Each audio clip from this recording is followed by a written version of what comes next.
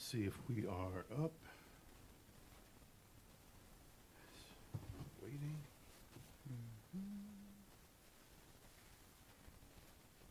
I'll be very serious.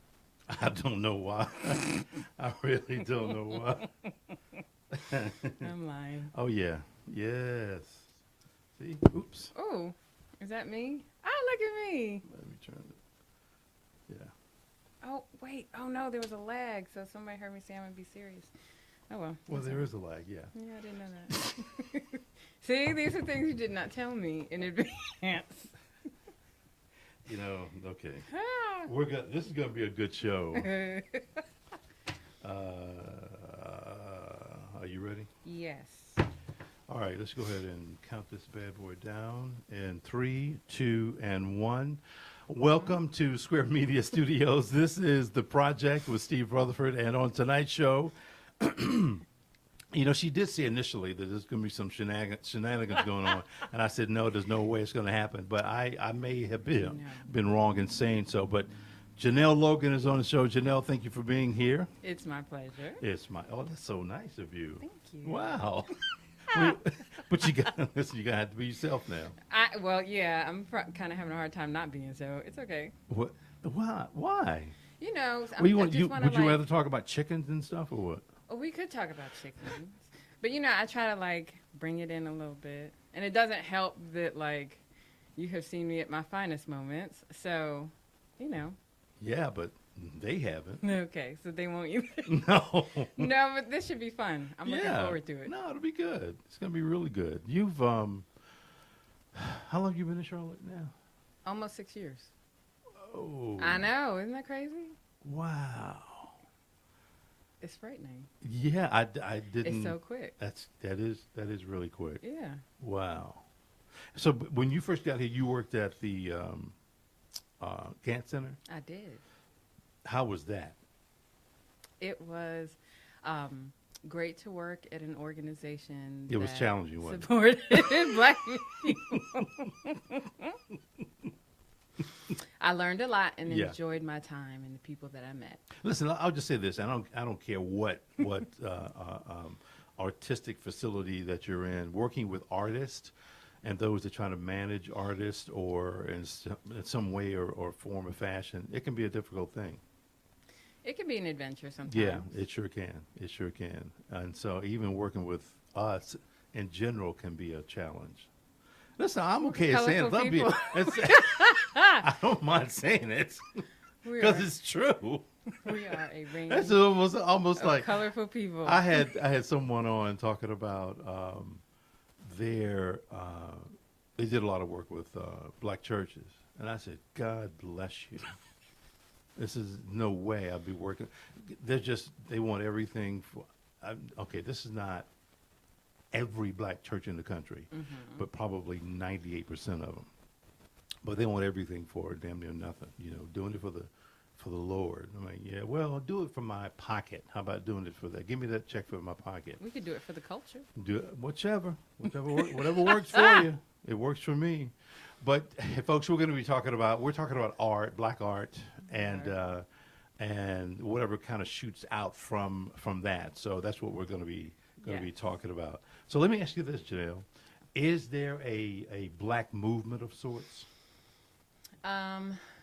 Is there a black movement? I think it's interesting. I think there have been, and we identify them throughout time, right? So in the 20s, we talk about the Harlem Renaissance, right? In the 60s, we talk about what was happening in Chicago, muralists, we talk about, and at that point, we see kind of the founding of institutions, including the Studio Museum in Harlem, in New York, because black artists aren't being represented and shown.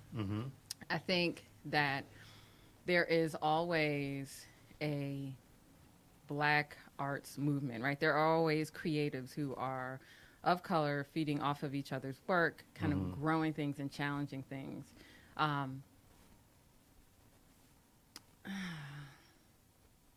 But see, this is why I'm like pausing. Movements are funny because like we often look back and define movements. Yeah. we are often, people of color or black people, are often not the people who are defining the movements as well. Right. So some get chosen to be highlighted and a Yep. part of history, and others are ignored. Mm-hmm. There is always, though, a creative black community that is doing work, that is pushing kind of new ideas forward, that are working together. Right. And making an impact. I think there's a lot kind of happening in Charlotte around that, and in other cities around that.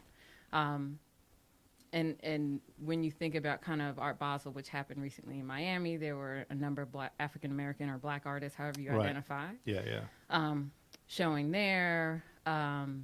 You know, in Charlotte, there's like smaller organizations like Black Market, who are basically kind of collectives of artists of color that are doing Right. work. It's happening. I think movements are tricky because that is a definition that people kind of put on a collective of people, and only a certain group of people, right? So, for example, when we look back and we talk about these black art movements, women Right. are frequently excluded from the conversation, Right. Mm-hmm. even though they were creative forces. Yep. So we're just creative, and we're doing it all the time. So, so is there a greater interest, you think, in black art now? Definitely. But in what way?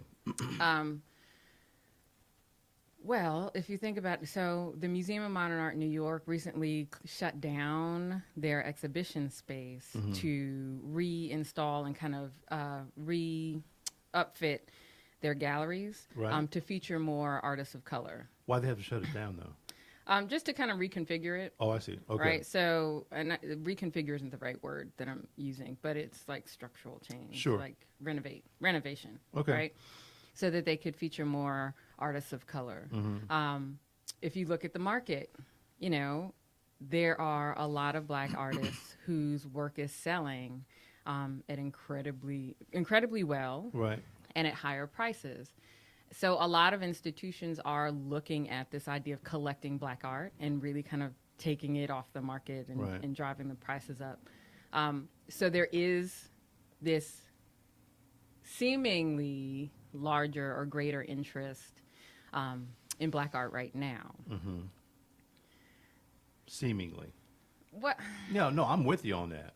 I'm You with know, it's a very interesting thing when we talk about the market. Markets are often tricky. Right.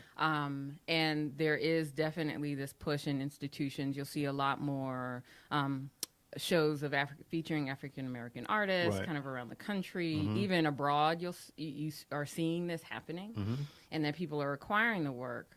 But, you know, questions always happen. What happens when it's in a collection, right? After that, like after this moment where all of this work is seen or collected, you know, there are even drives to include more people of color in the profession, in the museum profession. Right. But at the same time, are they getting the jobs that? But let me ask you this, because you Yeah. brought up an interesting word, collection. Mm-hmm. Collection, does that mean that is an artist's entire work? No. Okay. So frequently, when I'm talking about collections in this context, it's the work that museums or institutions purchase. Mm-hmm. So Okay. they might take just a portion or a particular work that they feel represents this artist's work or is their strongest work. Right. And then they own it, right, as a part of their collection. Mm-hmm. The tricky part about collections, though, the Mellon Foundation just came out with a study. They did one in 2015, Right. and then they just followed up in 2019. And still, to this date, after, 4 years of tracking, Mm-hmm. 85% of museum collections in this country are still white male work. Yeah. Right. So Yeah, even yeah, with yeah. this interest in collecting other work, Mhm. right, there still is this dominant kind of culture that's represented in these collections. So that leads me to my other question, though. Were black artists being paid equally, equitably? No, Yeah.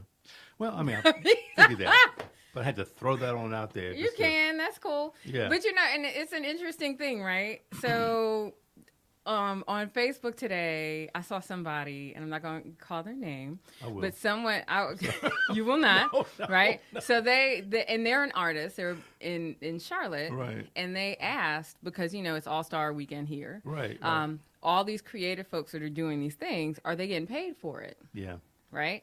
And there, in the comments, it's a really interesting conversation. I bet. Because like folks are like, oh, they're gonna. They heard that a lot of people were volunteering. Yeah. Or they were kind of nickel and dime for their services or their Yeah, product, of or that whole idea of exposure, right? So do this work, and we will pay you in exposure. Like more people seeing your work is somehow will benefit you in the long run. That does absolutely nothing. It doesn't. I know. I've been there. So, are artists being paid equitably or no? And that's an issue for artists of color, for women artists. There, and it's an interesting thing. I mean, if we think about the relationship that Americans generally have with the arts, it's not a very strong relationship, right? No. What part's not strong? I'm sorry. What's not strong? Our relationship with the arts, like we see the arts as ancillary. Yeah. Right? As a culture. Yeah. Right? Yeah. It's that thing that those people do over there who Right. have cut their ears off and or Right. like, Yeah. and we embrace that model of the starving artist. Yeah. Right? Yeah, that's very unfortunate, but yes. So that frames our kind of thinking around creatives. And I'm extending beyond like artists that you think just kind of hang work on the walls. Right. Right? These are creative. So like graphic designers. Right. Right? Spoken word artist. Exactly. Yeah. Like we think, oh, they're they're in their feelings. Yeah. Yeah. We're gonna do all feel that, right? Feel that. Yes, Yeah. but then like Here's $20. exactly, What? and you're doing this for your craft, not for the money. Right. Right. And no, people need to eat, Yeah. right? And so that I think is a cultural challenge that we really need to identify and face. And a lot of artists, I mean, over the past 5 years, there's been a big kind of push, and we talked about movements. This movement of artists away from, not necessarily just away from, but vocalizing this idea that no, exposure is not it. Like Right. you need to give me dollars That's because exactly this right. is my craft. Well, and which leads right. It's funny you say that. Oh, Are they being respected? I think if somebody's respected, they're going to get paid for it. I think some artists are. Right. Like there's a short list Oh yeah, of course. of yeah. artists who are respected. In general, though, I don't think that we culturally respect the arts Right. in general, right? As we should. And I think as we can kind of look at like music and musicians, there's this whole thing about accessibility, Oh, yeah. right? And like, so music we can access, they play it on the radio. You can go to a symphony. Right. There's this expectation of relatability, Yeah. right? Yeah. Between you and music, or even you and to some degree spoken word. Right. There's this level of access. That same level of access doesn't exist with the visual arts because we are taught, or it is modeled, that it is something separate from us, Right. and that we have to understand it in order to access it, right? So if you watch people in museum spaces, and I've worked in museums like my entire almost adult life, people will go to the wall text, they'll read that, they'll look at the label, they'll read that, and then they'll look at the work. So they're looking for an explanation, and then they go look at the object. Yep. Instead of the reverse, Yep. right? Yep. You Yep. look Yep. at the object, you connect with it on whatever level you're going to connect with it. Yeah. And then you start to consider, well, what is the artist thinking about, right? And so there's this automatic kind of boundary. So I don't know if respect is the right question. I think there is a level of distance that is created between artists and audiences and culture in general, Yeah, right? This yeah. whole idea of the big C culture, right? Right. To be cultured, right? Yeah. There's that big kind of gap there. And then we kind of respect them for things because they are able to do things that we can't. Yeah. Yeah. But at the same time, I don't know that we value artists in the same way. I agree. Yeah. So there's a difference between respect and value. at least in my head. Yeah. So, and you know, That's and like when interesting. you think about artists like Pollock or like anybody, you know, people are like, oh, like I could do that.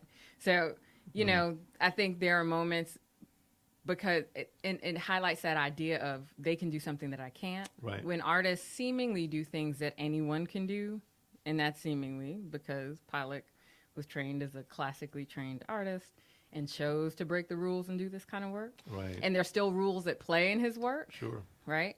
You know, people just kind of shut it down.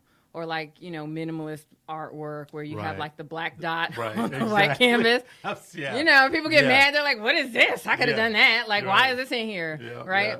yeah. There's that distinction between what we can and cannot do. And I think part of that is defined by this whole Western art Renaissance moment, right? Which we hold Right. is a kind of highest standard of art making, even today. Let me ask you this though: how long was Pollock in the game before he was discovered, if you will? He was in it for a minute. That's what I thought. I mean, yeah. he has a whole body of work that is like completely figurative, you know, that we don't really see. We only see those like splatter splash work, paintings. yeah. Yeah. And that's how we define his work. But and when you talked earlier about this idea of a collection Right. and whether that's the body of work, you know, we often focus on a moment Yeah, right? that's true. in yeah. an artist's kind of creative career.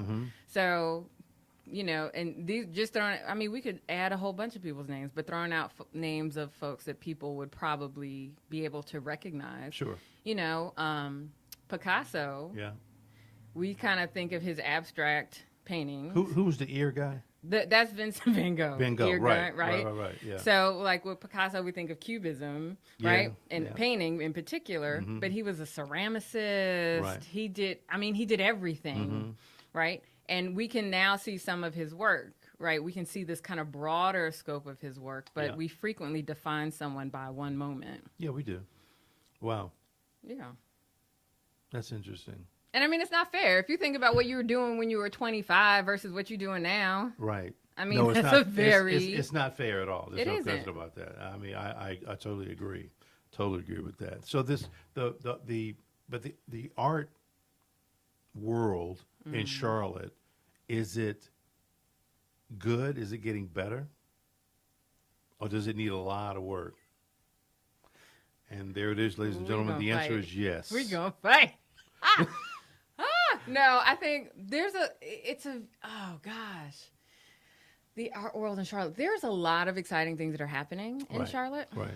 And this is an honest answer. I'm not like trying to like save face. Like this is for real. I would say this to anybody. Right, and I think I may have said this somewhere else. Like, but there are a lot of exciting things that are happening in the arts community in Charlotte. And what is both exciting and a challenge is that they're being led by smaller organizations. So Goodyear Arts, You said Goodyear? uh-huh. Oh, wow. Okay. They were, they've moved around kind of uptown a bit, and now a number of times because they kind of started, not necessarily as a pop-up, but knowing that their space was temporary. Yeah. And they were offering exhibition space and residencies for artists. And so they're now up in Camp North End, Oh, and they're doing some really kind of interesting and flexible and challenging work. So Right. really kind of tapping into young artists, strong artists, even kind of alternative yeah. artists Sure. work. So that's really exciting. There are a number of young curators kind of around Charlotte that are pushing the envelope and doing new work. So there are these kind of like Boom Festival, Okay. which is a contemporary arts and music festival that happens and oh my gosh, how did I forget where it is?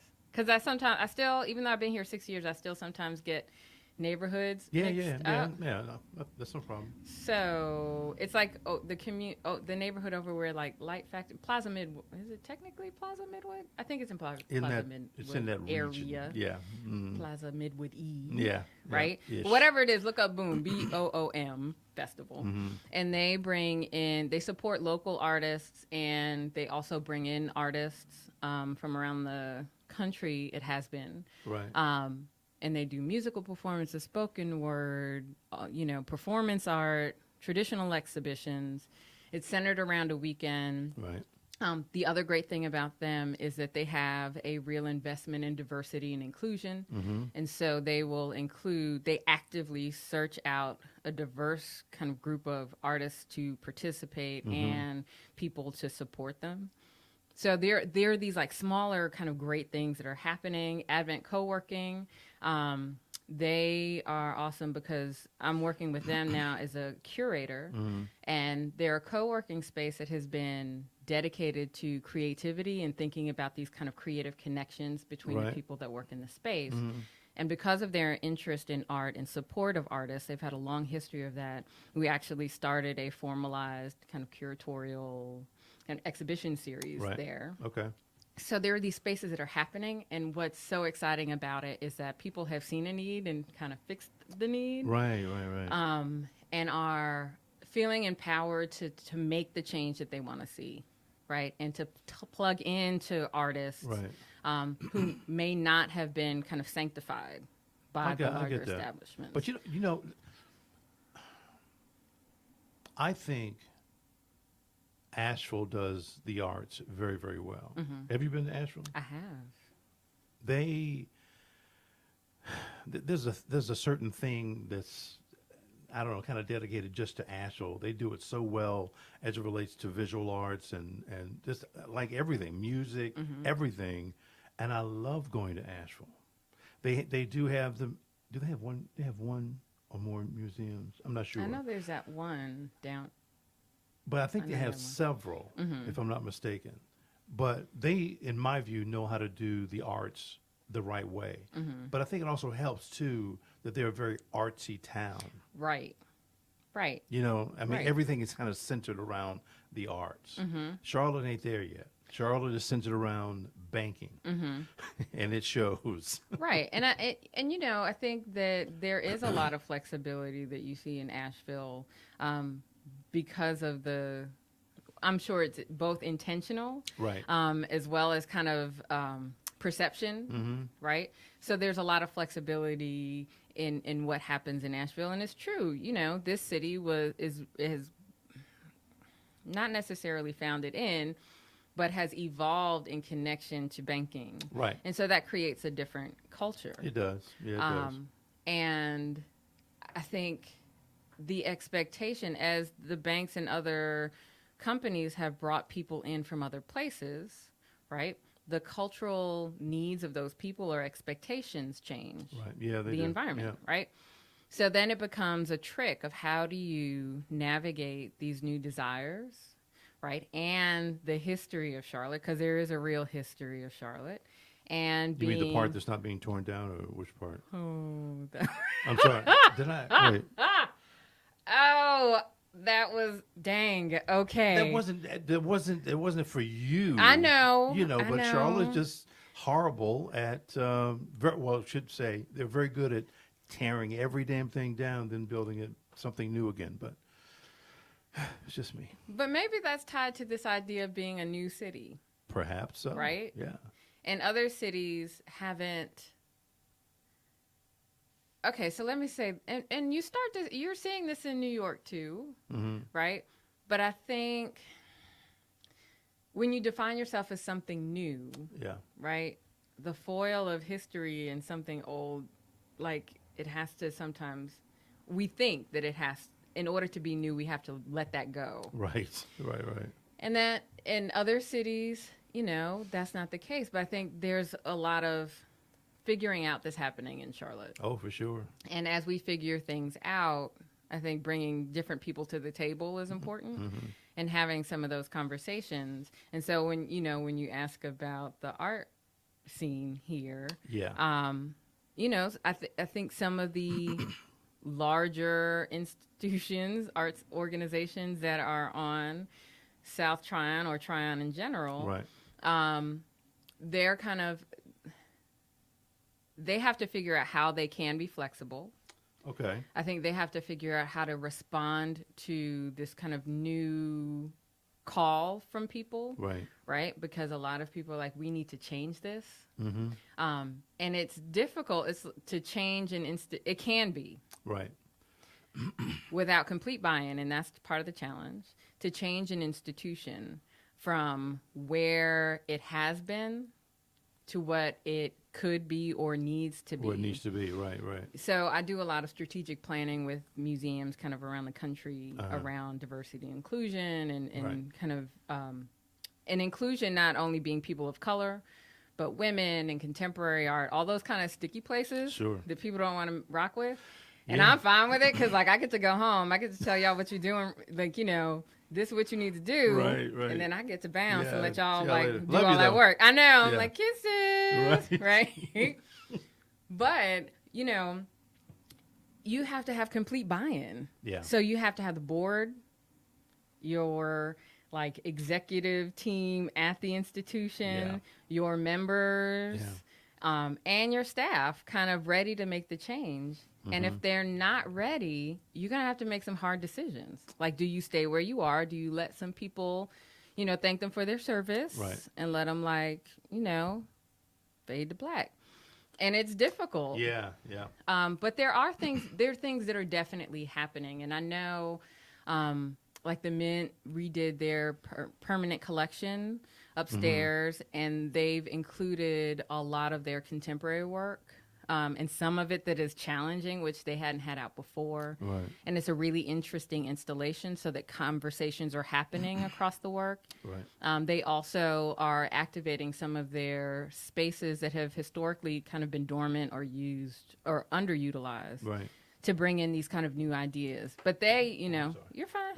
They have a new director, so they also are trying to figure The out. Mint has a new director? Yeah. Okay. Yeah. So they're also trying to figure out, well, what is next? Mm. So I think it takes all types of institutions and Right. organizations and folks to, like, make this change happen and to recognize that it will not be consistent. Right. Right. But I think our role as consumers of culture is to support, Right. Sure. because there's a lot of great things that are happening. But the challenge is, if folks ain't coming out, they're like, oh, yeah, that's great, but I'm not, you know, I'm going to stay home. Yeah. Yeah. That's a problem. Like, you need to show up. Yeah, you got to show up for sure. Yeah. Yeah, I agree with that. So let me ask you this then. Oh, no. Challenges? About what? I mean, there's lots of challenges you want me to talk about. You can pick one. Okay, challenges as it relates to, help me out. Give me like As it give me a relates topic. to maybe bringing certain artists into town, okay. maybe is Charlotte conservative to the point where they tell you we can't have that kind of art in town? I have heard that, yes. I have. Oh my God, that boggles my brain. Okay. But I mean, I've heard it here and I've heard it in other cities too. I right? hear it. Yeah. But yeah, I mean, that's a real fear for some organizations. Mm-hmm. That the work of X, Y, and Z is really strong and Right. compelling. But we know that our audiences might find a challenge with it. Right. I get that. And then what is also interesting, right?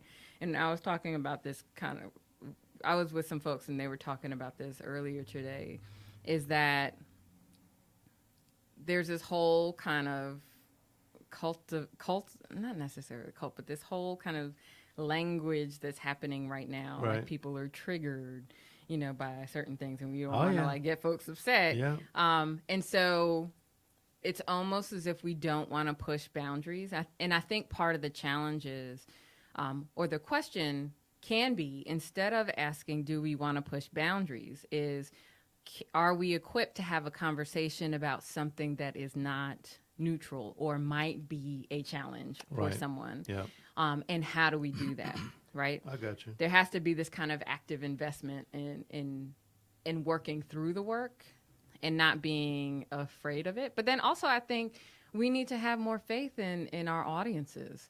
Like, I think agree. some things that we think would just like totally set folks off Right. might not. Yeah. You Yeah. know? And it's okay. I think sometimes we grow if we're challenged, Mm-hmm. even just like a little bit, Right. you know. Yeah. So let me ask you this then: Are there are there financial challenges that need to be talked about so that certain things will happen in the artist community in Charlotte? So yes, there are financial things that people talk about. Right. So let me another question: Is there like a gatekeeper? A gatekeeper? So there's several. Yes. Wow. Really? Okay. Okay. You know, I mean, What are they are they stopping certain things from coming into Charlotte? are they stopping certain things from? I think it's. Charlotte is still a southern city. Yeah. So while there may not be a single gatekeeper, there are ideas or groups of people that organizations are afraid to Oh, I'm sure. kind of push. Yeah. You know, I don't know. There has to be the only way that folks will move the needle forward in some things is to, I think, have a conversation, right? Really kind of tap into the audience. Right. Really kind of talk about that there is not this intention. And I think part of this has to do with trust. Mm-hmm. If we trust our organizations, we will believe that what they are doing is not to piss people off, Right. right? Not to offend, but to present ideas that other people have Right. Mm-hmm. so that we can, as a community, kind of talk about them. Sure. Right? And, you know, we may never like everything. I don't like everything. And I'm in the art world. Right. Of course. Yeah. You know, I'm challenged by some things, but I'm willing to consider it. Right. And even if I hate it, to be like, okay, like, what is the artist doing? Like, what is the point of this? Right. And if I still can't, like, rock with it, I'm gonna say that. Yeah. Then I won't. Yeah. See, Yeah. I'm Yeah. being really, yeah. really good. I'm like, Yeah. right? So, like, you know, but I do think that we, and it's a reality of running an institution, Right. though, right? Your funders are important, Mm-hmm. right? And they can and will sometimes vote with their dollars.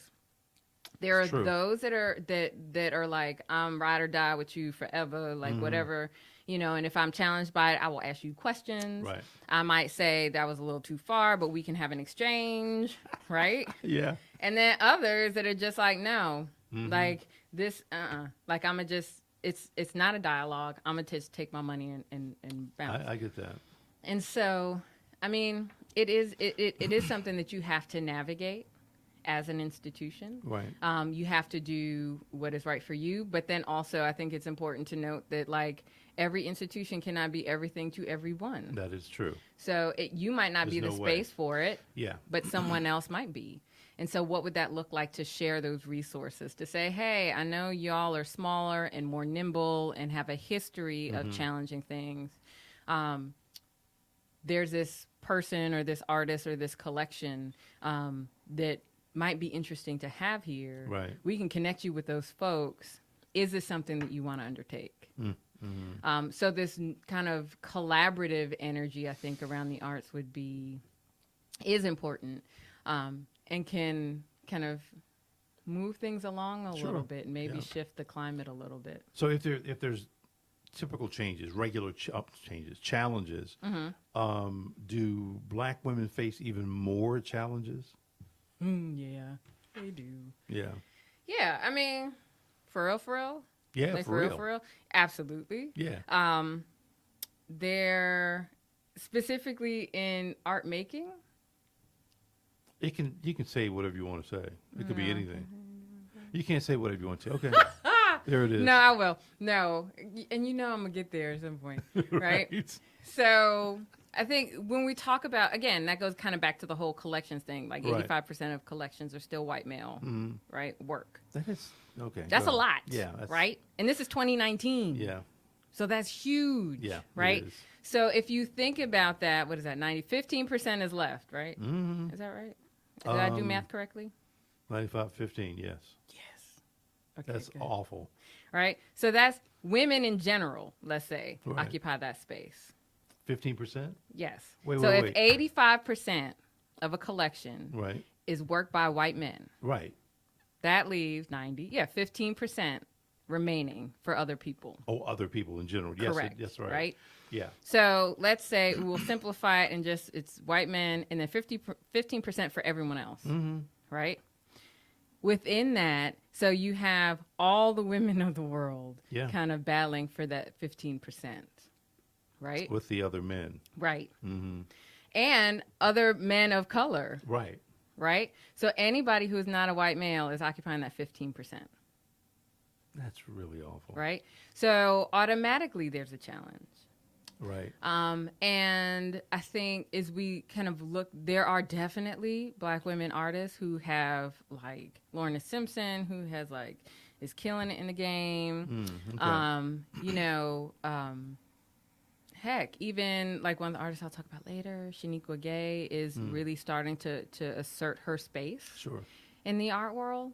But how many other women are not? Right. Right? Right. Ebony Patterson's doing an amazing work. There are tons of amazing women artists that are Right. out there and women of color who are excluded from the conversation. So let me ask you this. So do you feel in general, like, because I'm feeling something. Uh-oh. Do you feel? All right, let me get resituated so I can answer this. But do you feel feeling that something. there's I don't know, a coming of like black, I guess black and brown people are really kind of coming up right now. Do you feel that, in spite of all the other bullshit that's going on? I mean, do you feel? I feel like there's a lot of things that's going on that are black folks and brown folks can be certainly proud of. Oh, yeah, we could have been proud forever. Like, it is not just now. Right, right. So, yes. I mean, we have historically been proud of the stuff that we have been able to accomplish. Sure. And Yeah. continue that. And yes, I think there is more visibility around some of the movement or moments that are happening or Yeah. the pushback that's happening. Yeah, yeah. You know, Black Girl Magic was a very real thing and continues to be. You know, you There it cast is. some magic. Here, I'm sprinkling Thank you. with Sprinkle, some sprinkle. magic, All right. right? Like, I'll there take it a little is. bit of it. All right. But you know, like there are these. I think it's always been there. Right.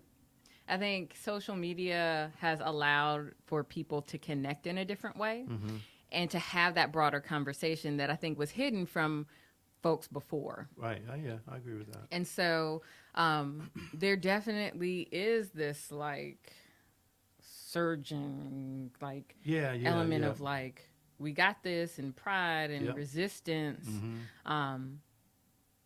you know, and supporting each other because, you know, is our history. Well, don't get me wrong. I mean, I think the things that were done 40, 50, 60 years ago certainly have helped us out tremendously during this time right now. Because of the things that we are experiencing right now, they did those things 40, 50, 60 years ago. But I'm not even going back 40, 50, 60 years ago. I'm talking about dudes who created like hip hop. No, right? absolutely. You know, Yeah. and it's just like we have been doing this forever. Like we have been like making stuff like in the background, supporting each other, Absolutely. like vibing off of our creativity. Yep.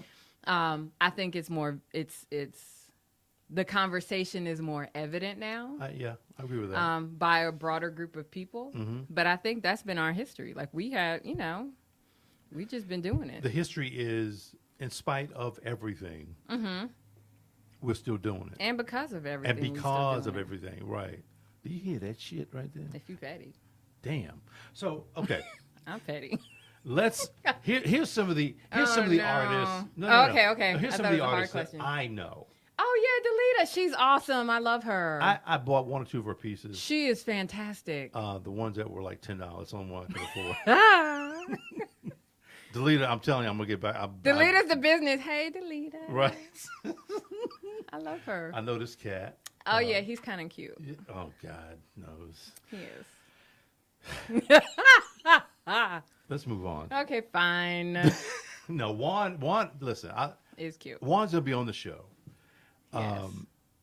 But he's been in the game for a minute. I might be lurking in the background. Huh? I might You come and lurk probably in the will be, background. with a glass of wine. Yes. But he's been in the game for a minute, man. And I remember back in the day when he was doing the paintings of portraits. He was doing that and doing his thing, trying to figure out his way. And now this brother is like, to me, on the outside looking in, I'm like, damn, you doing it. He is. Yeah, I'm happy. I'm proud of him. I know. Heck yeah. Yay, baby. Romare Bearden. Of course. Hope I spelled that right. Bearden. It looks right. Jacob Lawrence. Yes. John Biggers, who is Yes. from Gastonia. From here, yes. It's crazy. Miss Catlett. Yes. I've seen some of her work, but the reason I bring these up is because if you're into the arts, if you're in the art world, the visual arts, if you don't know some of these people, something's wrong. Right. And can I say that? Sorry, I No. forgot this thing was on my head. When we talk about the success, right, of Black artists and whether they're being successful or not, Right. it's interesting.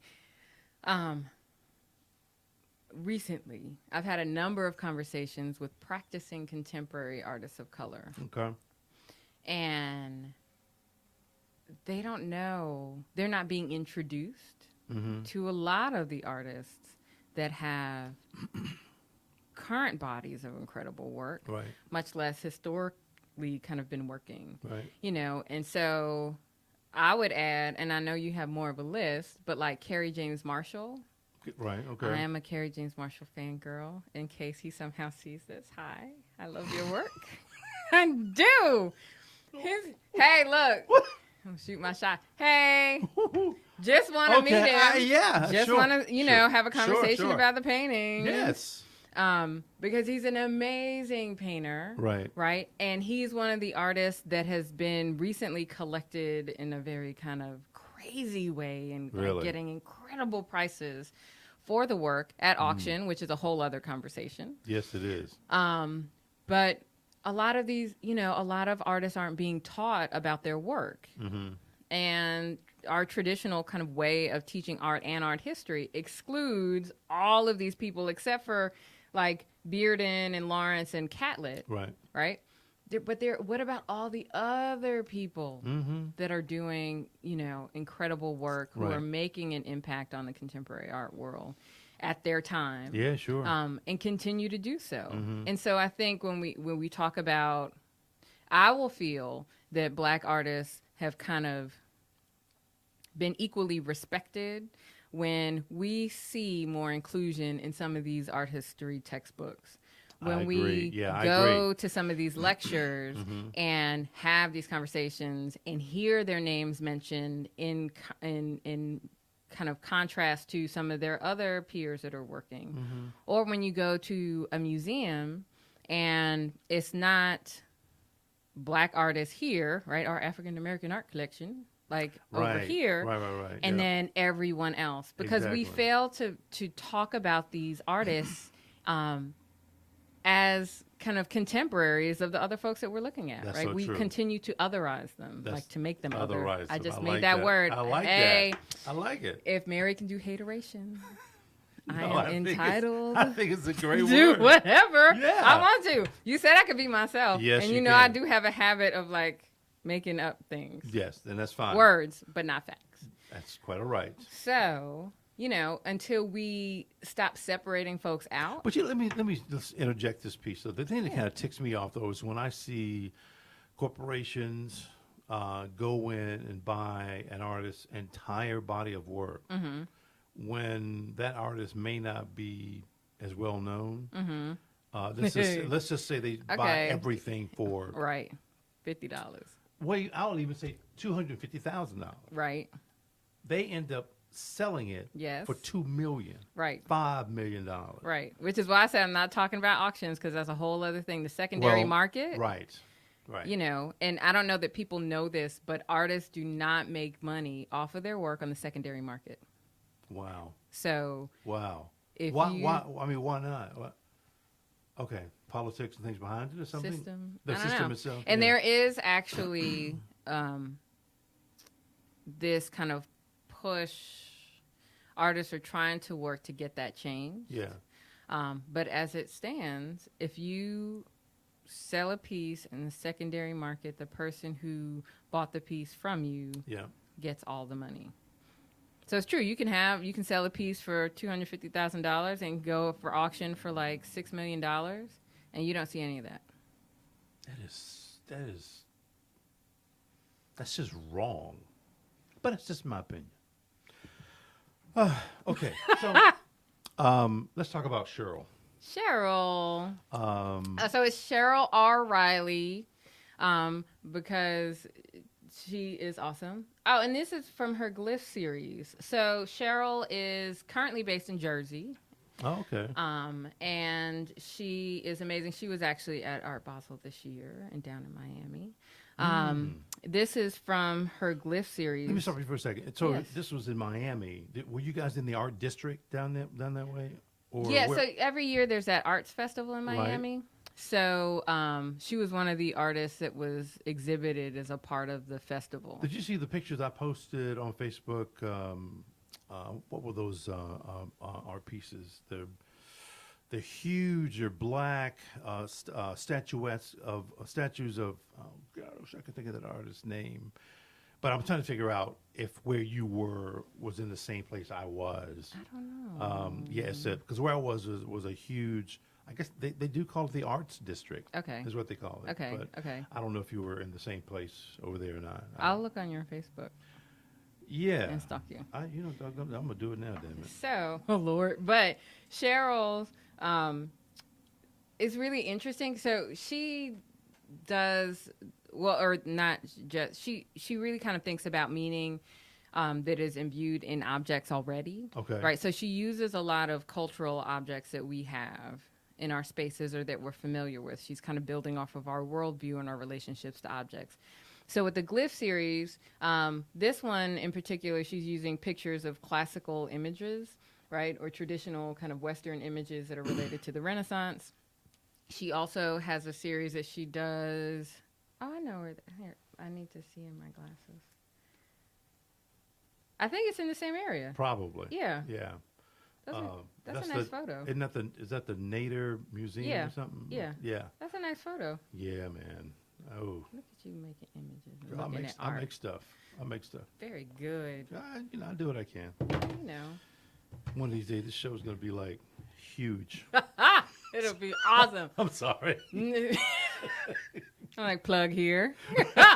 Yeah. Yeah. Oh my gosh! But Cheryl, so these are images and the glyphs on top. She's like playing with language, but she also uses encyclopedia pages. Okay. Right, and then she kind of transcribes this kind of visual language on top of it, inherently changing its meaning. Right. So do the symbols mean? They have to mean something. No. Kind of, sort of, maybe. Kind no. of, sort of. Yeah. Eventually, and she leaves that space for you to start to build relationships with the forms, Got it. right? Yeah. And language is subjective anyway. Sure. Right? Yeah, of course it is. So, all the mark making that we see as a part of our alphabet makes sense. But when you look at, like Japanese, for example, it's a very Right. different thing. Sure. Right? Yeah. And that is completely loaded in your culture and in your history. That is true. So she plays with that in her work. She also, this is another Cheryl. Yeah. She also, there she is. Hey, Cheryl. Hey, Cheryl. She also does look at kind of African iconography. African what? Iconography. Oh, iconography. Okay, right. But doesn't limit it to just that. It's like taking these languages or these symbols that exist and kind of shifting their movement and meaning a little bit. Now, you know this lady too, right? Keisha. Yes. Keisha. Cheryl and Keisha are in the show that I have up right now Where's the show? at the Greenwood Art Center in Greenwood, South Carolina. Oh, okay. Yeah. It's no, did I make yes, Greenwood, cuz I'm doing stuff in like all the green places I've Right, been like dealing Greensboro, with. Yes. Yeah, yeah. So I'm just like, okay, did I Greenville. get it right? Like I'm like green something. Right. Keisha is based in Washington State right now. She's a painter. Huh. And it's interesting. She and Cheryl have a similar interest in language and mythology and symbology, Right. but they manifest in different ways. Okay. Right. I get that. Yeah. So for Cheryl, she works with objects, right? She paints like on surfaces, but then she also has a whole series of work where she's using like suitcases and telephones and brushes, right? Yeah. Keisha is a painter, and she looks at language and mythology and kind of taking these narratives that are self-reflective, right? Okay. So all of them are about these kind of cultural narratives that we experience. And frequently, and not always, but she's interesting because of her use of the figure and construction and deconstruction of the figure. I saw she had on her page, she had a bunch of pieces. That one stuck out for me. I'm like, I got to go and pull that and use it. But it's a very interesting piece, though. And the other thing I love about both of them is that there's this conversation that they're abstract artists, right? Yeah. And we frequently don't associate, women with abstraction, right? When we talk about abstraction, it's frequently men. I mean, it sounds kind of bizarre to hear that. But when we talk about the abstract art movement, we talk about men, European men. Yeah, well, yeah. And, abstraction is a way of seeing the world. It's a way of visualizing it. That's actually tied. Those are like tied pieces. It's cloth? Mm-hmm. Oh. This tied on and then painted. So this level of texture. And Right. it's interesting. Yeah. What I also love about her work is that she pushes, in some ways, the boundaries of what we define as painting. Right, right. We think of it as completely flat, the standard kind of I get definition. that, And yeah. she starts to move away from that. So was the fabric pieces kind of dipped in paint then pulled back out, or was it? Or do you know how I it don't was know. constructed? Okay. I'm not exactly sure if she dipped them or if it's a combination of dipping and then painting while it's on the surface or purely on the surface. Wow, that's layered though. Mm-hmm. That's very layered. Juan does a lot of layering. Mm-hmm. Mm-hmm. Damn. Okay. Michaela. Yay, Now, Michaela. let me just say this. What I noticed about her, she does a lot of large installations. Mm-hmm. I'm like, damn, woman. So that's big. It is. She actually won Art Fields last year. Okay. Yay for Michaela. She's in Columbia. Oh. Is an amazing person and an amazing artist. She does installation. She's trained. She does photography. Right. Mixed media work.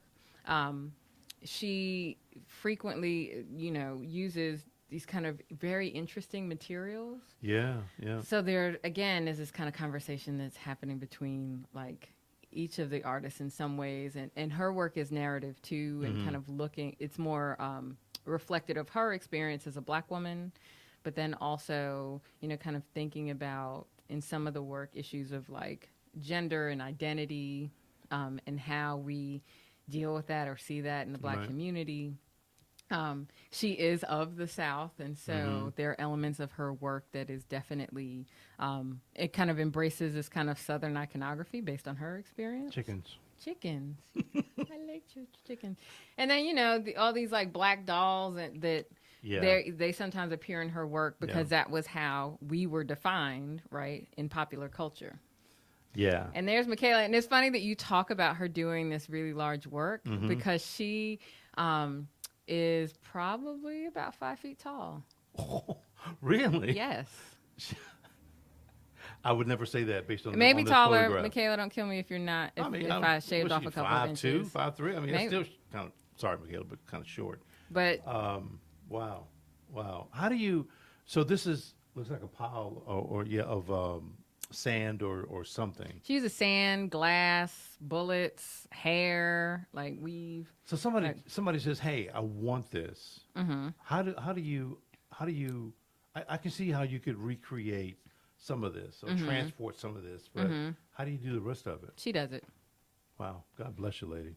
And she works with her brother, and they have an incredible system. It's like they're a well-oiled machine working together. Right.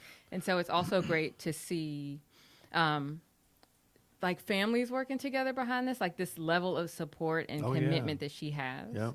The work, while you can kind of reinstall it, it's never the same in every space. There is this element of shift that happens depending on where you are. Yeah, that makes sense. Shaniqua. There we go. I'm like, way to go. Okay. Shaniqua was based in Atlanta. Okay. She recently, I told her that recently she was. See, I was real stupid on this at first. When I first saw that name, I was like, Shane. You about to get your card revoked. Shaniqua, I'm sorry. But I love you, though. I really do. You're so foolish. Sorry. Maybe if the N had been capitalized, I would have gotten it. But okay. That's just me. I So anyway, understand. her artwork is amazing. It is. Pull myself up out of that I'm like, one. yeah, you gonna fix that. I'm gonna just sit here and watch. No, but I like that. yes, this is my painting. I keep telling her that these are one of You're the going to grab that one, I guess, am. right? Yeah. So I'm claiming it again publicly. Wow. But Shaniqua was based in Atlanta, and she also is looking at these concepts of mythology. And I think as you look through her work, you can kind of see it. Like she does these like human animal hybrids, which when you think about mythology, it was a part of Greek mythology, it was a part of Egyptian mythology, right? And she creates these narratives where these figures, and I call them kind of personas, and these energies and these individuals exist in an inequitable world, right? Yeah, I get that. So it's this kind of creative space to kind of talk about some of the challenges and realities of what it means to be a black body or a body of color in a system. Her choice of colors are amazing. I know, to me. I know. I really like that. And I really love her ability to balance this kind of flat kind of work in conjunction with these very kind of rounded, modeled figures. Yeah. And it's difficult to do, and she does it really well. And the scale of the work varies, but it's, I think, large enough that it encompasses you to a degree. Have you seen this piece? You have seen it because you want it, right? Well, and have I seen this one in person? I've seen a bunch of her work. I think this is one of the new pieces that she did, and then it went and showed, and she's like showing everywhere. She is amazing. Wow. She just did a whole series. I told her that she was Super Bowl famous because she did a whole series of murals for the Super Bowl. Like she was for real, like legit Super Bowl famous. I wasn't like making up stuff. Oh, wow. Yeah. That's awesome. Yeah. And so, I think her work is definitely making an impact. Right. And it's beautiful and it's challenging and, it's a true kind of contemporary expression of politics and personal kind of feelings. But at the same time, I think it provides a space for people to access it. Right. Because I think what a lot of spaces that I have talked to, they're concerned about content, right? So is it something like if it's political or if it deals with blackness or issues, people might not be able to access this who don't have that experience. Yeah. But it was interesting at the opening of the show that I referred to earlier. I had this extended conversation with a woman who was white about Shaniqua's work. And she kind of asked me a little bit about what it was about, and I kind of let her talk first. And she was able to kind of cut in and deconstruct and talk about some of the conflict between the background, which is almost kind of idyllic, and then the figures, which were a little challenged. And I think that's the point, right? You can present things that can push. Sure. Yeah. And we don't have to be afraid of that. And it can also be beautiful. It can also expand a conversation. It can also be a true reflection of the artist and their kind of aesthetics. So we can't look at artwork as a singular way No, you cannot. as one God, thing. no. Yeah. You spoke of size earlier. Mm-hmm. Do you know how big this piece is? I don't. Where's my phone? I'm like, let me just text her and ask her. I don't know. I mean, you're more than welcome to do that. But I'd have to run over there. No, that's fine. Like, run off camera. I'm just curious. Does she do sculpture as well, or just painting? She does. Oh my gosh, and that's the other thing that I think is important. Each of these artists does a range of work, right? Okay. So like I said, Michaela does installation. She does photography. She does mixed media. Yeah. She even paints. Shaniqua also, she does sculpture or 3-dimensional work. She does work in fabric. She does installation work. Right. So, and I think part of the way that we need to kind of rethink the way we approach artists or think about artists is that, again, historically, we think of artists doing one thing.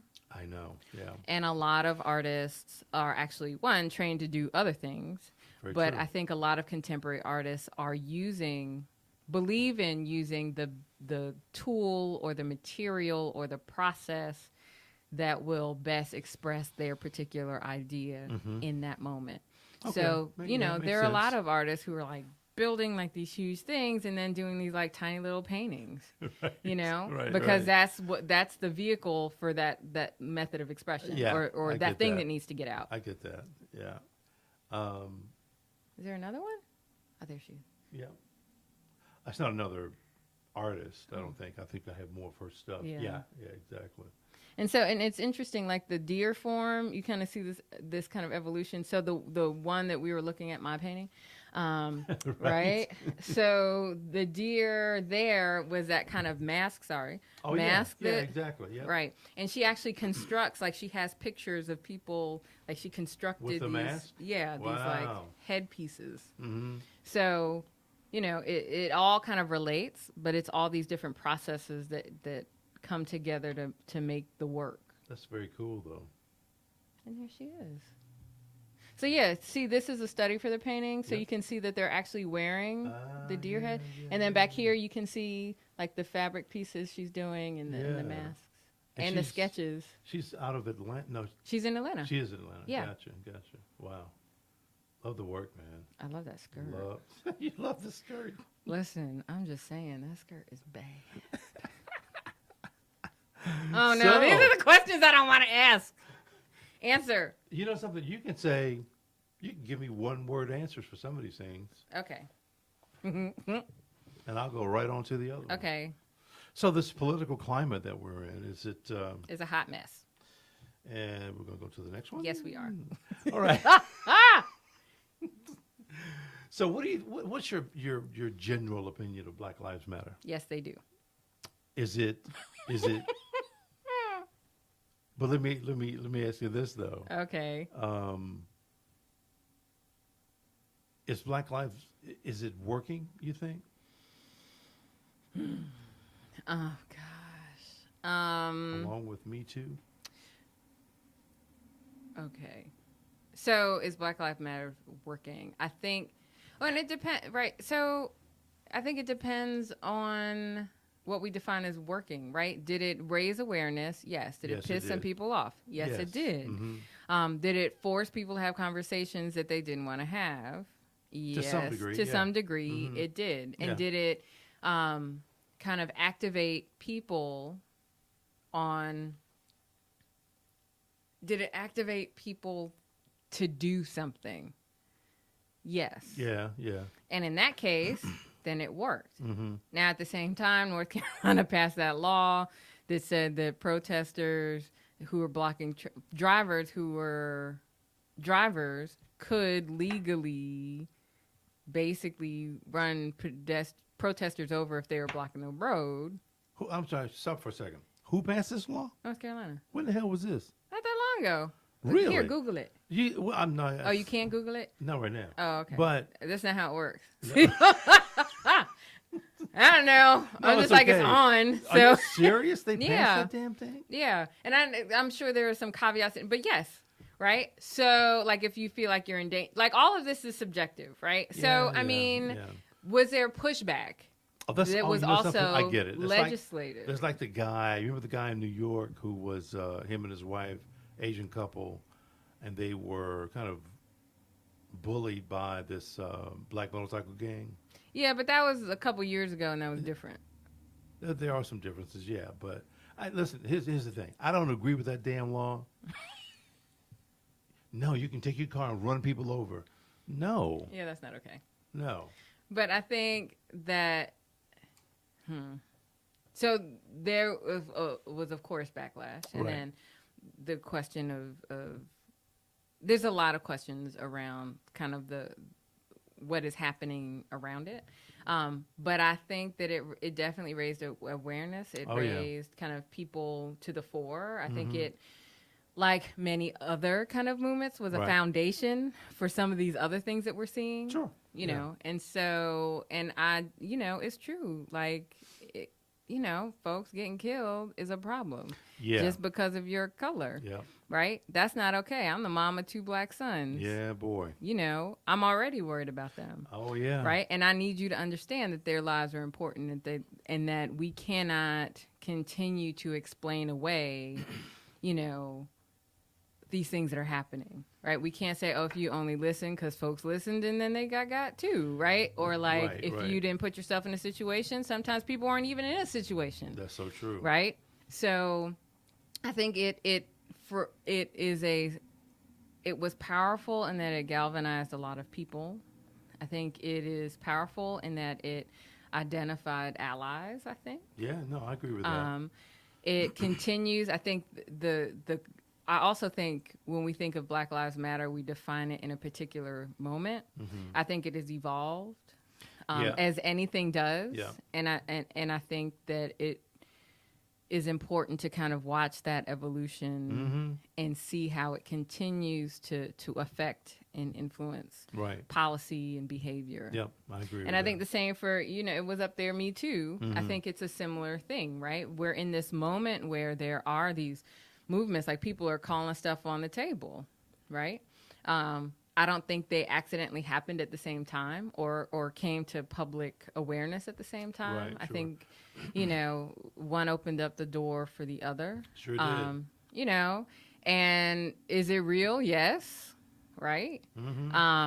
Do people need to get called to the carpet for their foolishness? Absolutely. Every single time, yeah. Right? And I think, I think people are just kind of tired of like being less than I agree with that. Yep, I agree. and trying not and working as their own advocates to not be that. Yep. When there's clearly other people that these things have happened to and nobody's saying anything, that's the way it was in the past. Right. But when Me Too happened, it's like that was the calling card. It's Right. like Me Too. Right. Yeah, there's a lot of things that has to be changed as it relates to women in general. Black Lives Matter, kind of the same thing. Listen, I think I say this on every show. I think we live in a fantastic country, but this is a dirty fucking country. I wasn't ready for that. Sorry, but it is. Dawn's like, you better watch that FBI. I'm like, yeah, but I'm not ashamed to say it. Listen, I love living in this country. Born and raised here, in the military, the whole nine. But if you look back at some of the things, laws that were passed, policies that were put into place, dirty, man. Dirty shit. 13th Amendment, dirty. So anyway. And I think what is people are having those conversations. Yeah. Yeah. It's curious. It'll be interesting to see where they go. Oh, I agree. But I know a lot of people are active in having those dialogues. In fact, you remember when you showed 13? I do remember. That one guy was like, he's like, look, I'm sorry, but I am embarrassed. I'm like, yeah, well, But we're able to have those conversations. That's true. Right? That's true. Yeah. And my hope is that we go from conversation to action. Yeah. And we somehow or another at some point realize that because I have doesn't mean that you don't. Right. Right. Just yeah. in general, right? Yeah, Like yeah. if we change that that mindset, Mm-hmm. right? Going from scarcity to like, you know, Oh, like boy. abundance Oh, boy. or whatever it is, Yes. right? Yes, like yes, yes. you can have a house and I can have a house. I can have and- one too. Right. And we're good. Mm-hmm. And mine can be blue or yours can be blue. Yep. Mine can be purple. And we're straight. Yep. Well, that sounds good. I know. It's like my little love Pisces moment. So you love Pisces moment. So do we live in a Both. small city? Both. Hell no, we don't. What? I think. Well, it should say big town or cosmopolitan city, Oh. and we are not a cosmopolitan city. Well, based on what that says, that's right. How is it right? Because we live in a smaller city. Oh no, I agree. And a big That's what I'm town. saying. I wrote it up wrong. Oh. Yeah, I screwed that okay. up. So, the growth of Charlotte, you think Yes. it's going in the right direction? I think it can. Right? I think with all the conversations and the awareness of us being 50 out of 50, right? And some of Wait, the 50 out of 50 for what? economic mobility, Really? you know. You didn't know that? No, I missed that one. Okay. So, yeah, like there's a whole task force dealing with Wow. this and all that, right? So, basically, the idea that Charlotte, 50 kind of major cities that were studied, we're 50th when it comes to economic mobility, which means that people who are born in poverty will remain in poverty, Oh, basically. right.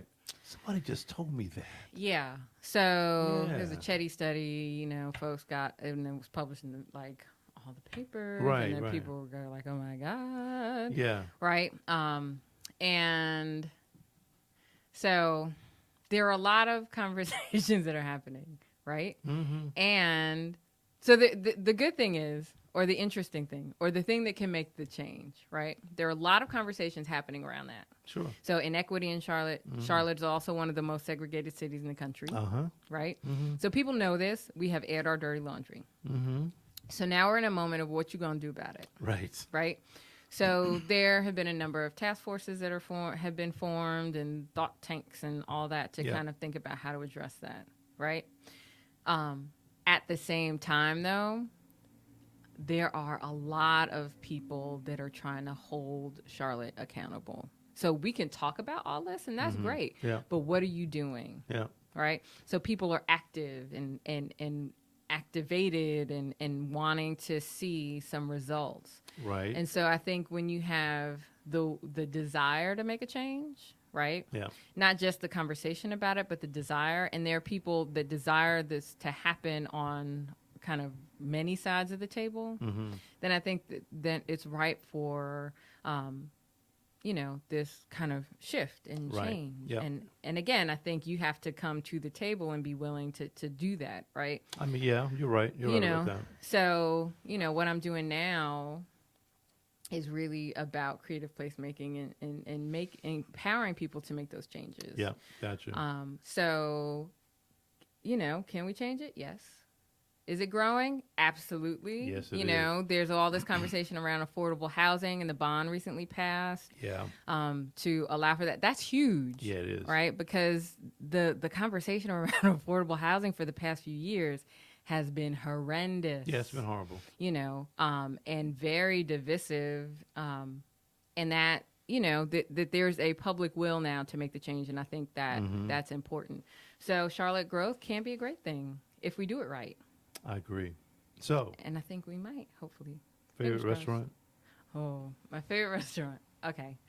Oh, gosh. I love Fran's. I'm not even going to front. Okay. Fran's is good. Never been there, but You have to go. which friends?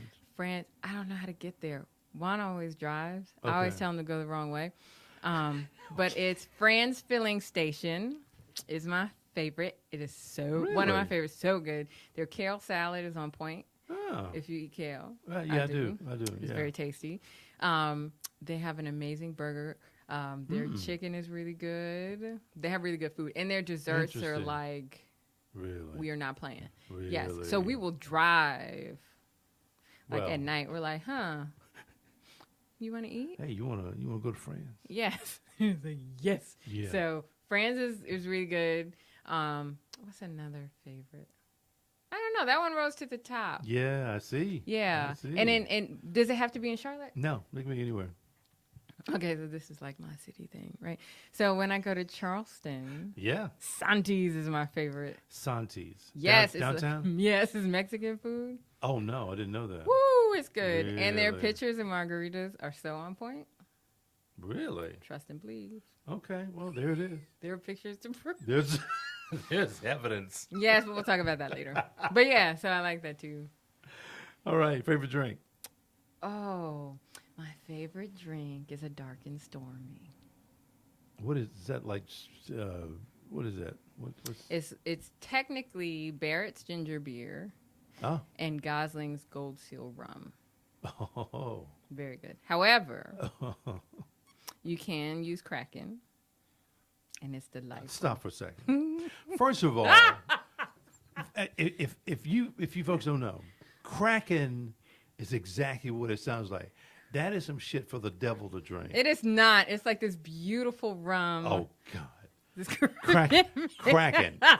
That's the name of it. Kraken. What? It'll make you a crackhead. It will not. No, You are so ridiculous. It's That's my favorite drink. okay. And there I you don't go. do cigars. No. I understand. Yeah. Favorite know how- place to travel? My favorite place to travel. Anywhere that has blue water I'm with you. and a shark net. It, I'm not even gonna lie. Like, I'm not shark? trying to get got. a shark. net. Yes, like you could be in the water, like, and then I'm not trying to get eaten. Yeah, you get bumped. So yeah, I need like some kind of barrier. Yeah. Give me a couple seconds to like, get out. Something. Like give me I need something. Boom, boom. See, yeah. No. Nah, I want a shark net. For real. Yeah. That's a good idea. Thank you. I like it. Something. Something. Jonell, Yes. we're done.